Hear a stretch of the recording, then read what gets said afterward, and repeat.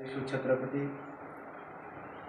शिक्षणाचे जनक महात्मा ज्योतिबा फुले, विश्वरत्न डॉक्टर बाबासाहेब आंबेडकर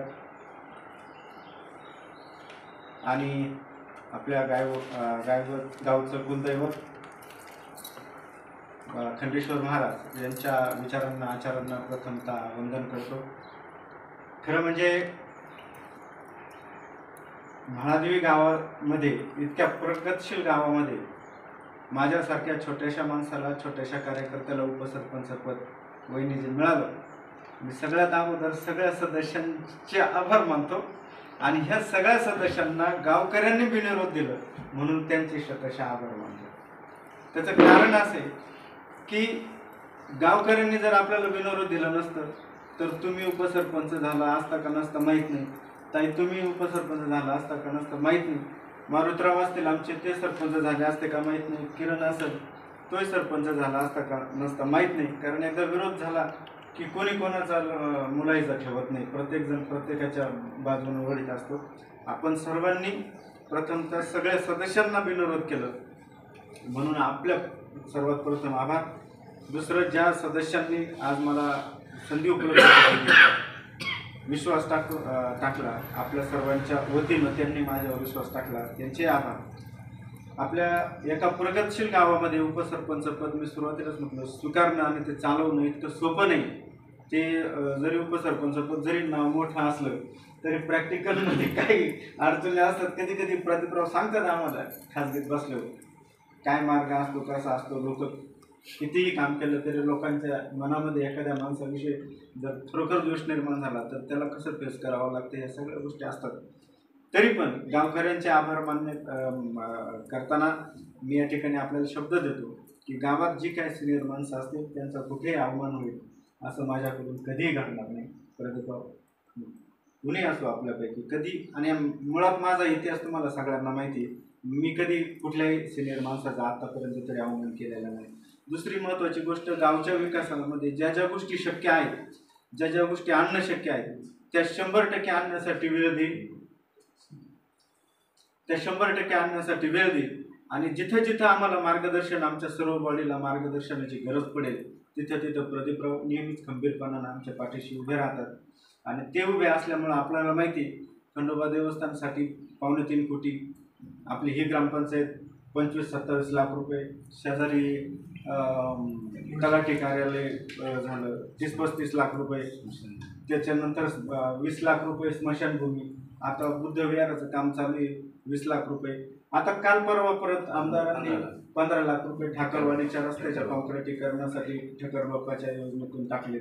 म्हणजे ह्या ज्या काही कामाचा जो काही ओघ आहे आपला, मी तर ठामपणाने सांगतो की तालुक्यामध्ये असं एकमेव गाव असेल, इतकं छोटं गाव, असं एकमेव गाव असेल का या दोन्ही की करोडो रुपये, माझं तर आमचं जेव्हा जेव्हा बोलणं होतं तेव्हा आमचा एकच उद्देश आहे की आमची पंचवार्षिक संपायपर्यंत कमीत कमी 10 CR ह्या गावामध्ये कसे येतील आणि या गावचा कसा विकास करता येईल, अशा प्रकारचं उद्दिष्ट ठेवून आम्ही हे काम करायचा नक्की प्रयत्न करू। ते करीत असताना आपल्या सगळ्यांची साथ मात्र अत्यंत गरजेचे आहे। सुभाष भाऊ, आपण सगळे जर आम्हाला म्हटले सरपंच उपसरपंच आणि हे काम तुम्हाला करावं लागेल, जेव्हा तुम्ही म्हणाल तेव्हा एखादी गोष्ट चुकत आहे असेल, अजून अनुभव नावाची गोष्ट आमच्याकडे कमी आहे, ती येण्यासाठी काय कालावधी जाऊ द्यावा लागतो, बरोबर आहे।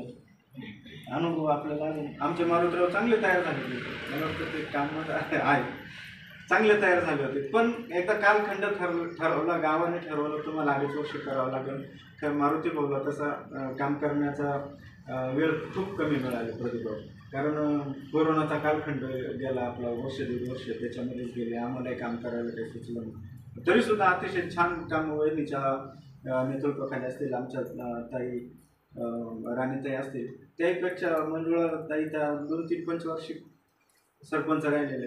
एकूणच आपल्या गावाला एक चांगला इतिहास आहे आणि हा इतिहास जपण्याचं काम आपण सर्वजण करूयात। त्यासाठी सर्व ग्रामस्थांची आम्हाला सर्वांनाच अत्यंत वेळोवेळी मार्गदर्शनाची गरज लागेल, ती तुम्ही द्याल अशी अपेक्षा ठेवतो। आणि एकच सांगतो की उठणार नाही, मातणार नाही, घेतला वसा टाकणार नाही। हा आपला शब्द आहे. मी खरं म्हणजे आंबेडकरी चळवळीतून पुढे आलेला कार्यकर्ता असल्यामुळं सगळ्यांच्याच बद्दल माझ्या मनामध्ये प्रेम भाव वगैरे सगळं असतं. त्याच्यामुळे तुम्ही काही काळजी करू नका. पुढे चुकत असेल नक्की येऊन सांगा. मी तुमचं ऐकत नसेल तर आपले वरिष्ठ इथं बसले तिथे प्रदीपरावला सांगा, ते दुरुस्त करू शकतात. आणि म्हणून आपण सर्वांनी आमच्यावर प्रेम केलं, आमच्यावर विश्वास दाखवला. आपल्या सर्वांचे आभार व्यक्त करतो, सर्व ग्रामस्थांचे आभार व्यक्त करतो. धन्यवाद. एक नामवंत नावाजलेली ग्रामपंचायत श्री क्षेत्र महादेवी ग्रामपंचायतीची आज उपसरपंचाची निवडणूक बिनविरोध पार पडली. या निवडीसाठी उपस्थित गावचे सरपंच किरणजी उघडे, ज्यांची नुकतीच उपसरपंचपदी निवड झाली, हे आंबेडकरी चळवळीचे नेते शांतारामजी संगारे, मावळते उपसरपंच राणी मुंडे, माजी सरपंच मंजुळाताई उघडे, माजी उपसरपंच कविताताई हसे, ग्रामपंचायत सदस्य सुनीताताई मेंगाळ, माजी सरपंच मारुतीजी मेंगाळ, त्याचबरोबर कणशे साहेब, त्याचबरोबर आलेले आमचे शशिकांतजी सरोदे, देटे साहेब, काय केदारे सर, त्याचबरोबर गावातील दिलीपराव हसे, प्रकाशराव, भरतराव, सुभाषराव, माजी सरपंच आमचे सुरेबांजी हसे, पंट शेटकाळे, त्याचबरोबर व्हिडी हसे, विलासराव हसे, संतोष हसे, धोंडराम हसे, दत्तात्रय मुंडे, प्रकाश हसे, दशरथ हसे, शांताराम चौधरी, प्रभाकर संगारे, ग्रामसेवक आमचे रहाणे भाऊसाहेब, शशिकांत हसे, ही सर्व मंडळी या निवडीसाठी उपस्थित सर्वांना धन्यवाद देतो. गेले अनेक निवडणुका आपल्या महादेवी ग्रामपंचायतच्या ठिकाणी विरोध झालेले आहेत. एक परंपरा आहे महादेव गावाला. एक दोन अपवाद जर सोडले तर जवळजवळ ही माझ्या दृष्टिकोनातून 1995 सालापासूनची ही सहावी निवडणूक, 6 पंचवार्षिक निवडणूक या ठिकाणी विरोध झालेली आहे. सांगायचं तात्पर्य असं की अकोला तालुक्यामध्ये असे एकमेव गाव असेल की माघारीच्या दिवशीच आपली ग्रामपंचायत ही बिनविरोध झालेली असते. म्हणजे माघार घ्यायला सांगायला सुद्धा कोणाला सांगायची वेळच नाही की 7 जागा 7च उमेदवार. आणि ह्याही वर्षी तसंच घडलं, ह्याही पंचवार्षिकमध्ये. आणि माघारच्या दिवशीच आपण आपल्यातून एक भव्य मिरवणूक या ठिकाणी सर्व निवडून आलेल्या सदस्यांची फेटे घालून, ग्रामस्थांना सुद्धा सर्व फेटे घालून तहसील कचेरीचे डायरेक्ट कारखाना चौकापर्यंत मिरवणूक काढली. कारण हा संदेश द्यायचा असतो का अकोले तालुक्यामध्ये महादेवी गाव एक आदर्श गाव आहे. त्या दृष्टिकोनातून या ठिकाणी सर्व ग्रामस्थ असतील, सर्व ज्येष्ठ नागरिक असतील, प्रमुख कार्यकर्ते नेते असतील सर्व पक्षांचे, त्यांच्या पुढाकारातून खऱ्या अर्थाने सर्व घडत असतं. सर्वांचा त्याच्यामध्ये खालीचा वाटा असतो. कारण कुणी एक जण या गोष्टी करू शकत नाही. ग्रामपंचायत म्हणल्यानंतर अत्यंत क्लिष्ट प्रक्रिया असते, अत्यंत हेवेदावे असतात, भावबंदकी असते. आणि त्या प्रक्रियेतून निवडणुका बऱ्याच ग्रामपंचायतीमध्ये होतात आणि त्या ठिकाणी प्रचंड भांडणं तणणं, आणि त्यामुळे गावचा विकास हा मागे राहतो. आणि व्यक्तिगत दोषातून पछाडलेले जे माणसं असतात त्या माणसांवर ग्रामपंचायतच्या माध्यमातून त्याला त्रास देण्याचं काम सत्ताधारी मंडळी किंवा त्या ग्रामपंचायतीचे सरपंच असतील, बाकीचे लोक असतील ते करत असतात. हे होऊ नये म्हणून ही ग्रामपंचायत आपली सातत्याने आपण बिनविरोध करतोय. आणि त्याचे फायदे शांताराम संघाने सांगितले की गावच्या विकासामध्ये अनेक योजना या आपल्या ग्रामपंचायतीमध्ये मग त्या मंत्री केंद्राच्या असतील, राज्य सरकारच्या असतील, जिल्हा परिषद असतील, 15वा वित्त आयोग असेल, ठक्कर बाप्पा असतील, घरकुल, शबरी घरकुल असेल, रमाई घरकुल असेल, अशा विविध योजना या गावामध्ये आपण राबवल्या. जरी मी पदावर असेल तरी गेले 3 वर्षापासून ज्या ज्या योजना मला मुंबईहून आणता येतील त्या मंत्रालयातून योजना मी आणल्या. त्यासाठी 20 लाख रुपये सामाजिक न्याय विभाग ही खरं अर्थानं दलित वस्तीसाठी योजना आहेत. आणि त्यातून 10-10 लाखाच्या आपण 2 शेड केल्या, संरक्षक भिंती बांधल्या. त्याचबरोबर साखरपीचा रोड असेल तोही 10 लाखाचा आपण 107 मीटर या ठिकाणी केला, जिल्हा परिषदेच्या माध्यमातून, खासदार साहेबांच्या माध्यमातून दिला. बाळकेश्वरचा रोड असेल, ह्या पंचवर्षी झालेली कामं सांगतो फक्त मी. बाळकेश्वरचा रोड असेल तोही 15 लाखाचा डांबरीकरण या ठिकाणी केला. प्रादेशिक पर्यटनमधून 3,71,00,000 रुपयाचे कामं या ठिकाणी आणले, ते काल परवा आपण त्याचा नारळ फोडला. असे अनेक विकासाचे कामं. आणि 15 वित्त आयोगामधून छोटे छोटे कामं आपल्या करतात. कारण निधी लोकसंख्येवर असतो. 1 लाख, 1.5 लाख, 80,000 असे वित्त आयोगातून छोटे छोटे कामं आपण, तरी सुद्धा ते परिपूर्ण आपण चांगल्या पद्धतीने या ठिकाणी त्या ठिकाणी ग्रामसेवक भाऊसाहेब असतील त्यांना मी सांगायचं फक्त की अशा अशा योजनेची हे बनवा, रेकॉर्ड बनवा, फाईल बनवा, प्रस्ताव बनवा. आणि त्या प्रस्तावातून मी त्याचा पाठपुरावा करत असतो. आता पण आपले 2-3 कामं प्रस्तावित आहेत, योग्य हे क्षेत्र का नाही. आम्ही आपल्याला पुन्हा स्मशानभूमीसाठी सामाजिक न्याय विभागातून आपण 15-15 लाखाचे 2 कामं सुचवले. नवीन शेड आपण, रस्ता कॉन्क्रिटीकरण, पुढे सौरशबीर, पेव्हिंग ब्लॉक, अशा अनेक योजना आपल्याला भविष्यामध्ये राबवायच्या आहेत. त्या जे शांताराम संघारे निश्चितच त्या कामाला पात्र होतील. सरपंच जरी त्यांचे टर्म आता 2.5 वर्ष आहेत, परंतु आमचं मार्गदर्शन, आम्ही जरी पदावर नसलो भविष्यात सुद्धा, तरी ह्या गावाच्या विकासासाठी एक पाऊल सुद्धा आम्ही मागे हटणार नाही.